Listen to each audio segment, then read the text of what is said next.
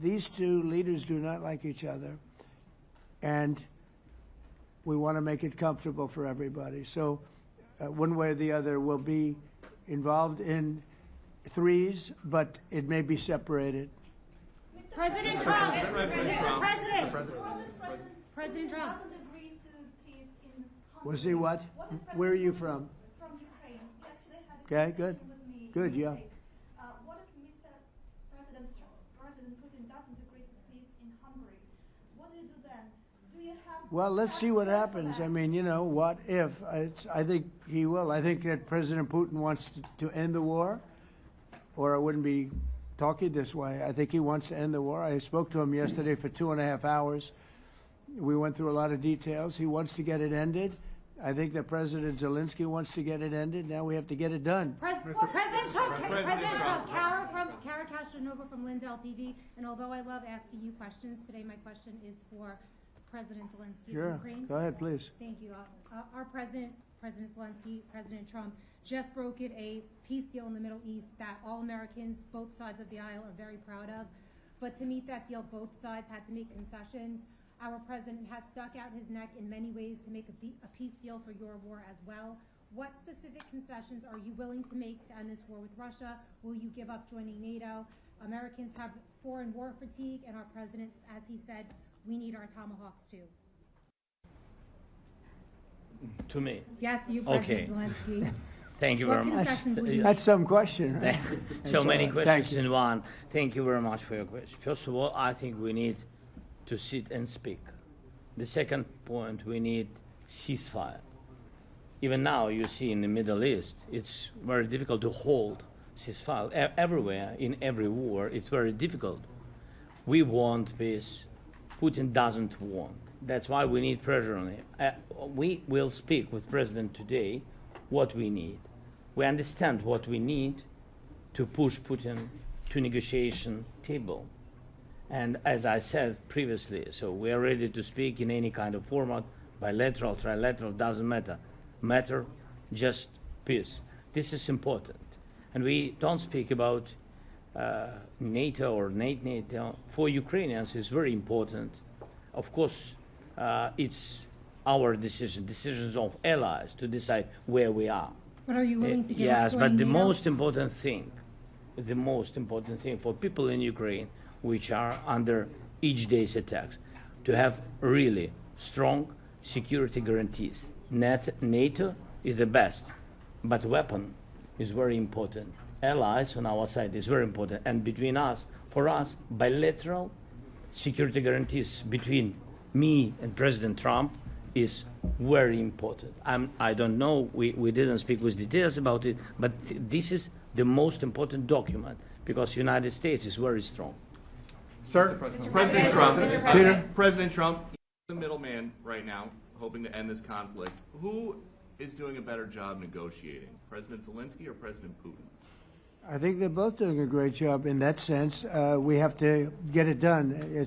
We've got to take some of the hatred of each other. You know, they don't like each other. I say that in front of President Zelensky, but I say it in front of President Putin too. They have tremendous bad blood. It really is what is holding up, I think, a settlement. I think we're going to get it done, and we have to make it long-lasting. As I said in the Middle East, everlasting, right? Everlasting.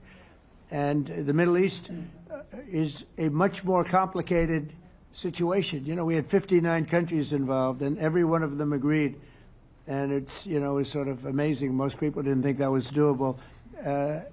This is going to be something I really believe that's going to get done. I had a very good talk yesterday with President Putin. I think he wants to get it done. And President Peter? Zelensky, right behind you. When we were in Israel with President Trump earlier in the week, we heard a lot about the difference in diplomacy between President Trump and President Joe Biden before him. What do you see as the biggest difference in diplomacy between President Trump and President Biden? President Trump has a big chance now to finish this war. President Biden now is not the president, so he doesn't have a chance to finish this war. And President Trump is really showed for the world that he can manage ceasefire in Middle East, and that's why I hope that he will do this, and we will also have such big success. For Ukraine, it's a big chance, and I hope that President Trump can manage it. Are you ready? I would say the biggest difference is one is extremely competent and the other one is grossly incompetent. Mr. President. Sir, a few weeks ago in New York, when you two met, you said that you think Ukraine could ultimately take back all the territory that it's lost so far. Do you still think that's the case, or do you think there'll have to be some sort of You swap never of know. territories? Look, you know, war is very interesting. You never know, do you? You just never know. With war and peace, but you never know. Are you ready? President Trump, Tomahawk missile. Please. Russia calls Tomahawk supply to Ukraine as an escalation, yet it continues using similar cruise missiles like Caliber and Yeah. even Who are you with? Who are you with? You Ukraine? Yes. Good. But Russia continue even using the cruise missiles and also nuclear-capable ballistic missiles in Ukraine since 2022. So do you consider providing Ukraine with the Tomahawk or similar missiles as an opportunity to equalize the possibilities of Ukraine and Russia and push Moscow to the negotiation Yeah. table? Sure. We're going to be talking about that. That's why we're here. Okay? Fair question. Exactly as he told you to say it. But we're going to be talking about it. Okay? Yeah, please. Message to India and Hungary, who is still refusing. You said India and Hungary? That's an interesting. And Hungary India and Hungary. It's an interesting combination. refused to stop buying Russian oil. Well, India is not going to be buying Russian oil anymore. And Hungary is sort of stuck because they have one pipeline that's been there for years and years and years, and they're inland. They don't have sea. They don't have sea. And I spoke with the very great leader of Hungary, and they are, you know, it's very hard for them to get oil. I understand it. Hungary's in a very interesting position because they can't have ports. You know, they're surrounded by land. So we'll see what happens there. But India will not be buying oil from Russia. And they've already de-escalated, and they've more or less stopped. They're pulling back. They bought about 38% of the oil, and they won't be doing it anymore. President Trump has been helping you in achieving peace in Ukraine. Who has? First Lady Melania Trump Yeah. has been helping in returning abducted Ukrainian children from Russian captivity. President Zelensky, do you appreciate those efforts? How do you assess them? And did you ask her to step in and to help you? No, she wanted to do it. She just felt very strongly about the children, and she's done a really good job, I think, in bringing it to the fore. You know, we have a lot of children involved. Now, it's some people say it's 20,000, and some people say it's 300. There's a big difference between that, so nobody really knows. But she felt very strongly about the children. She thinks about the children all the time. President Trump, if you okay Tomahawks to Ukraine, what's going to happen if the United States is in a conflict and we need the Tomahawks? Do we have enough? That's a problem. We need Tomahawks, and we need a lot of other things that we've been sending over the last 4 years to Ukraine. We've been, you know, we gave them a lot. Now we have a different situation. We send it to the European Union. They pay for it and all that, and they have plenty of money. But it's beyond the money. You know, we need Tomahawks, and we need a lot of other weapons that we're sending to Ukraine. One of the reasons we want to get this war over is exactly that. It's not easy for us to give. You're talking about massive numbers of very powerful weapons. So that's one of the things we'll be talking about. Hopefully they won't need it. Hopefully we'll be able to get the war over with without thinking about Tomahawks. I think we're fairly close to that. Yeah, go ahead. Can I say, Yeah, please. Just you to understand. So for today, of course, we want to finish this war, but the war is another technological war. You don't use just Tomahawks. If you want to target a military goal, you need thousands of drones. It goes together with such missiles. Ukraine has such thousands of our production drones, but we don't have Tomahawks. That's why we need Tomahawks. But United States is a very strong production And the United States has Tomahawks and other missiles, very strong missiles. But they can have our thousands of drones. That's why where we can work together, where we can strengthen American production. And so just so that I understand, so you're suggesting kind of a trade. If President Trump okays Tomahawk missiles to help you launch Yes, it's into about Russia, military goals. It's you only would about let- military goals. Right, but then you would authorize some kind of an exchange where Yes, of course. the U.S. gets Yes, we have Ukrainian- proposition. Yeah, And we have brief proposition President- with our drones. President Trump, I don't mean to be brokering an arms deal here, but is that something that you would be interested in, Ukrainian drones? We are, yeah, we would. We have a lot of drones right now. We build our own drones, but we also buy drones from others, and they make a very good drone. I mean, drone warfare has really come to the fore over the last couple of years because of this war. I will say, there's nothing like the jets. You know, we knocked out a lot of drones in Israel. We were knocking them out for Israel, and we were doing it with extremely fast and powerful jets, following the drones and knocking the hell out of them. So, it's, you know, we know a lot about the drones, and we know a lot about the great jets, the great ones. The ones, well, and the B-52s, which were totally they were stealth. They were undetectable. So we have a lot of different weapons. And, you know, I have an obligation also, though, to make sure that we're completely stocked up as a country, because you never know what's going to happen. In war and peace, right? You never know what's going to happen. So we're going to be talking about Tomahawks, and would much rather have them not need Tomahawks. Would much rather have the war be over, to be honest, because, you know, we're in it to get the war over. We're selling a lot of different types of weapon, as you know, to the European Union. We're not in it for that. We're in it to get it over. We're losing thousands of people a week, thousands of people, Russian, Ukrainian, and mostly soldiers. I mean, mostly soldiers. But we're in it to see that end. And if we can end quickly, and I think we can. I mean, I had a very good talk yesterday. We're going to be talking about it. But I had a very productive talk yesterday with President Putin. We'll see what happens. But the war in the Middle East was far more complicated. We got that one done. And I think we have a good chance. I think President Zelensky wants it done, and I think President Putin wants it done. Now all they have to do is get along a little bit. Can you give us an update on the trade negotiations with China, or perhaps Secretary Bessent? Yeah, I will, and I'm going to let Scott do that. But I think we're doing very well. I think we're getting along with China. China would like to have something. As of this moment, we'll be meeting in a couple of weeks. We'll be meeting in South Korea. You think myself. will go forward? I think so. It looks like it's going forward. I think so. They want to meet. We like to meet.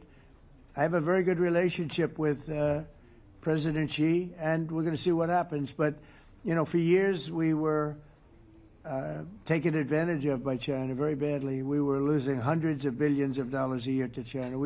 We really built their military, if you think about it. The kind of money that presidents allowed to be lost to China was just insane.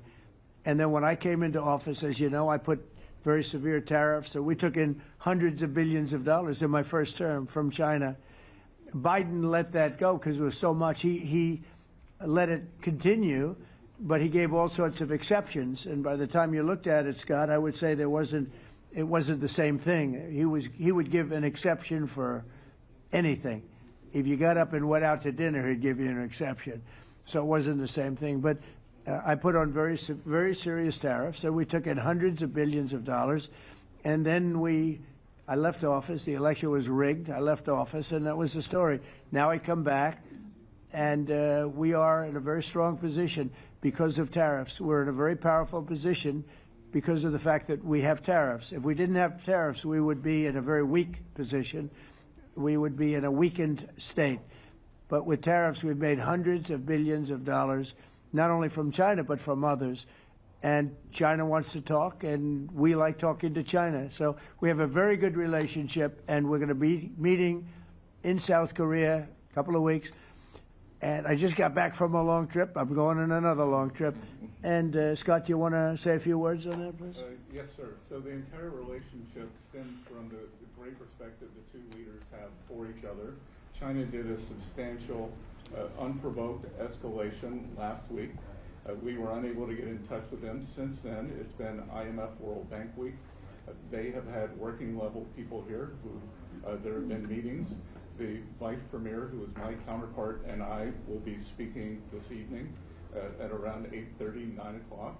And then he and I and a delegation will meet in Malaysia probably a week from tomorrow to prepare for the two presidents to meet. So I think that things have de-escalated. We hope that China will show the respect that we have shown them. And I am confident that President Trump, because of his relationship with President Xi, will be able to get things back on a good course. Is the hope for that meeting with you and President Xi some kind of trade deal then, or would Could it be. more Look, I think small we're in a very strong differential? position. I think we're in a very strong position. We're getting, as you know, as of November 1st, I could move it up if I wanted, a 100% tariff over and above what we get now. So that would make it about 157%.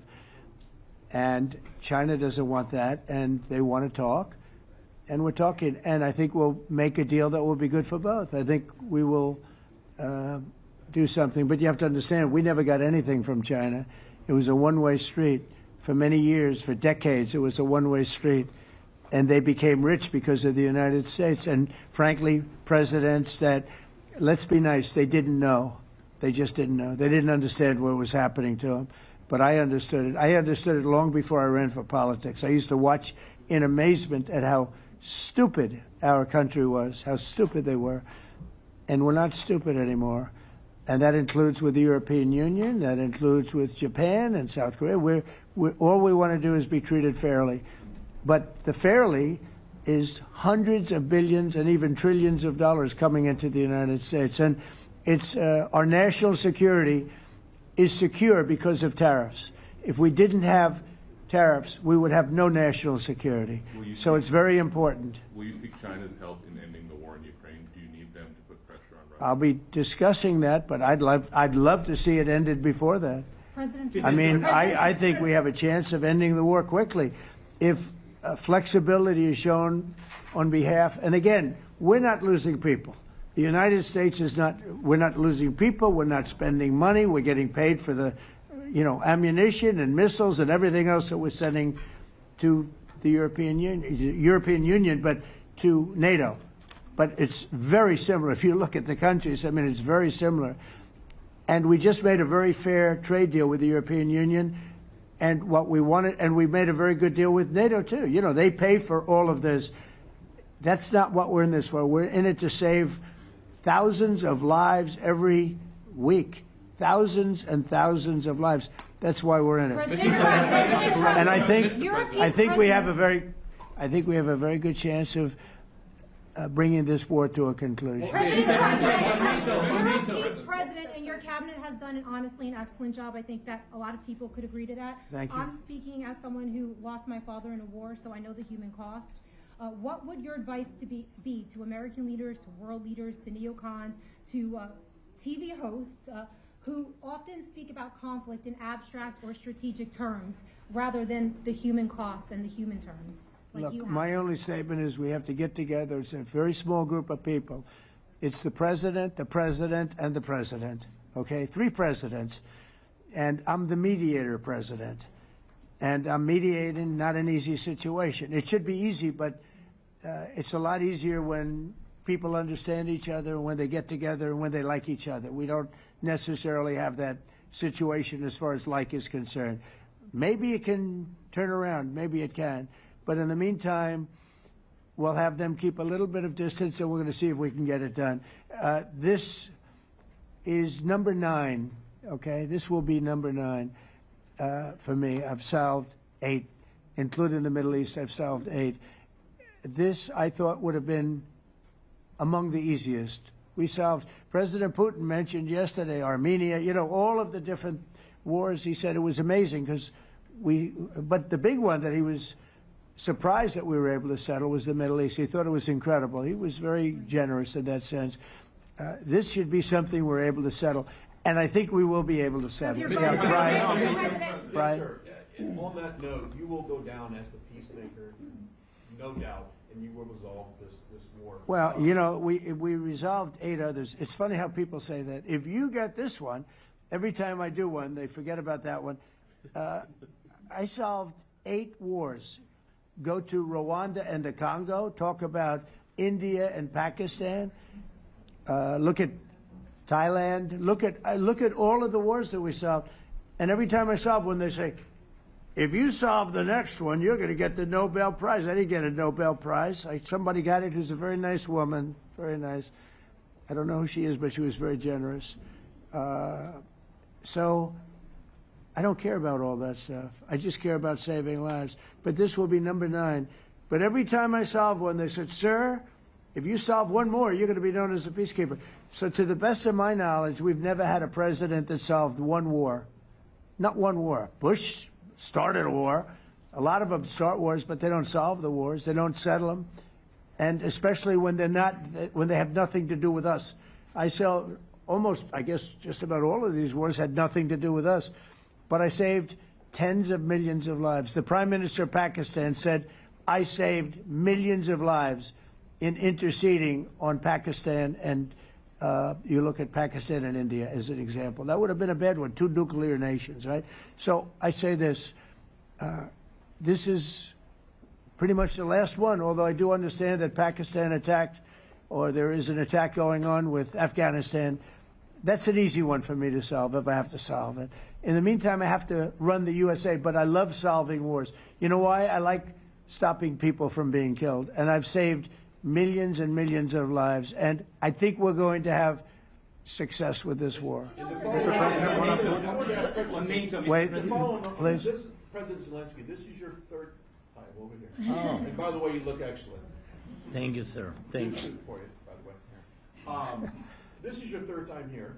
How different sitting across from the president is this time versus the 2 previous times here at the White House, and how confident are you hearing the success rate of solving these prior wars that he can get this war solved? First of all, about suit. The same suit because the same president. It's very simple. The next president will have another suit. Yes. About our relations with President Trump, I think we have important dialogues, and I think we begin to understand each other. Yes, and I know that President is briefed very well about the situation in the battlefield, and he knows a lot what's going on in the battlefield in Ukraine, and I think it really helps when you know a lot of things, a lot of details about one or another war. It helps a lot, but we are still in war, and I hope we can manage. You have been clear It's that there are some important. countries that are not meeting their commitment. You pointed out Spain. They said that it's impossible. No, Spain has not come through. No, Spain has not been loyal to NATO. Spain has been, they're the only one. Everyone went up to, as you know, I mean, you were at 2% and they all went up to 5%, but Spain disagreed with that. I think Spain should be reprimanded for that. I think it's very bad that they did that, but that's up to them. That's up to NATO and Spain. They cannot be expelled from NATO. Can they or not? They cannot, according to the treaty, but they also claim that they are protected by the European Union umbrella for trade. Well, the other people, many of the other countries are in the European Union too. They're not complaining, right? President Biden, tell you that Putin is serious. That's of interest. Mr. President. They're protected by Yeah, please go ahead. Thank you, Mr. President. Do you think you can carry the momentum from the Middle East deal over to this deal? And if I do. So, how does that move the needle? Yeah, I do. I think we carry a lot of momentum, a lot of credibility. Getting Middle East done was very important. Nobody thought it could be done. That was one nobody thought could be done, and we got it done. And a lot of that was the big hit that we put on Iran with respect to the nuclear. They took that was an unbelievable military maneuver, the B-2s, and many other planes involved, by the way, but the B-2s. Yeah, I think nobody expected that to happen, and you know, we had 59 countries involved, and these were countries very diverse. You had Arab, Muslim, Jewish, you had every country, Christian, you had every country, and many countries involved, and we got that done. And we got it done pretty swiftly after we set the table properly. We had to set the table properly. This should be one that we get done. And I think the table is set properly here now, too. And it'll be a great honor. It'll be a great honor to get it done. And the Ukrainian people are great, and the Russian people are great. And obviously they have much in common, as we understand. They have a lot in common. So it'll be a great honor to get it done. Yeah. On Venezuela, there are survivors from your latest boat strike. What happens to those survivors? Well, I'll ask Marco to discuss that possibly. Yeah, it's well known there's an ongoing narco-terrorist operation the United States has been conducting. As far as details of any recent strikes, we're not prepared here to announce all those details, but you'll get that information here very shortly. And how are there survivors when these are meant to be lethal attacks? Yeah, again, I mean, we're undertaking these operations against narco-terrorists. That's what these are. These are terrorists. Let's be clear. And but as far as the details of any recent operations, when we are prepared to announce those, we will, as the president has consistently done. So you may get something on that later today. Let me ask you, that was in a submarine, right? We attacked a submarine, and that was a drug-carrying submarine built specifically for the transportation of massive amounts of drugs, just so you understand. This was not an innocent group of people. I don't know too many people that have submarines. And that was an attack on a drug-carrying, loaded-up submarine. Yeah. On Putin, is it your belief, as Mr. Zelensky said yesterday, that the threat of Tomahawks and costs, as Secretary Hicks had put it, is that bringing him to the table, the fact that it's kind of a carrot and stick? I don't know what's bringing him to it. I think he wants to make a deal, that's all. I can't tell you what's bringing him. Sure, that's the threat of that is good, but the threat of that is always there. Tomahawks are very dangerous weapons. They're incredible weapons. If you like warfare, it's one of the most accurate. You know, we hit 30 Tomahawks in Iran after the B-2s did their damage. We sort of gave it a little capper with 30 Tomahawks from a submarine, quite far away actually. But they're an amazing weapon. They're a very powerful weapon, but they're a very dangerous weapon. And it could mean big, escalation. It could mean a lot of bad things can happen. Tomahawks are a big deal. But one thing I have to say, we want Tomahawks also. We don't want to be giving away things that we need to protect our country. We have a very strong country right now. We have a strong military. We have the greatest military in the world. We have the greatest weapons in the world. I want to get this war over. Okay? Putin-Trump tunnel to connect Russia and Alaska. Are you interested? I just heard about it. A tunnel from Russia to Alaska. I just heard about that one. That's an interesting one. We'll have to think about that. I hadn't heard that. We just did a nice road in Alaska that's going to get us to a lot of minerals, and we have a piece of it, a good piece of the ownership because of the fact we made it possible. But this came up yesterday, a tunnel from Russia to Alaska. That's an interesting. What do you think of that, Mr. President? Do you have any ideas? How do you like that idea?